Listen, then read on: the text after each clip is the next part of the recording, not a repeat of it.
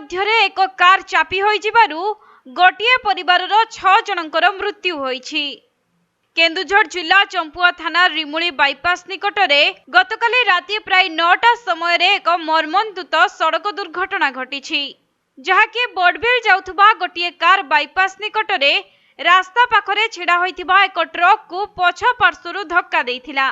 फलरे car पछरे आसुथिबा आउ गोटिए truck सही car को धक्का देबारु दुई ट्रक मझिरे कारटी संपूर्ण भावे चापी होई जाइथिला, जहा फलरे कार भितरे थिबा 6 जनकर मृत्यु होईछि।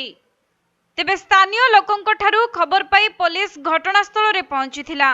परे अग्निशम कर्मचारी माने सेठारे पहुंची उद्धार कार्य रे नियोजित होइथिले एवं दुर्घटना रे कारटी चुरमार होई जाइथिबारु कटर माध्यमरे काटी मृतदेह एवं गुरुतर मानंकु उद्धार करा जाइथिला।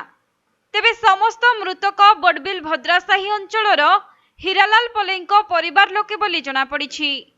सेमाने बांसपाल ब्लॉक तरमाकांत को जाउथुबा बेले 520 नंबर जातीय राजपथर रिमुली बाईपास निकटरे एपरी भयंकर दुर्घटना घटिछि।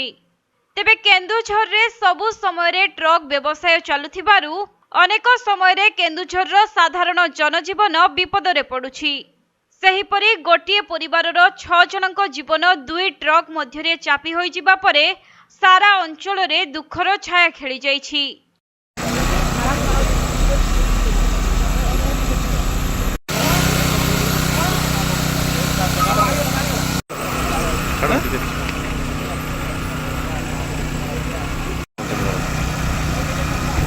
केन्दुझर जिला बड़बिल रु दीपेश कुमार बेहेरा रिपोर्ट, कोणार्क लाइव।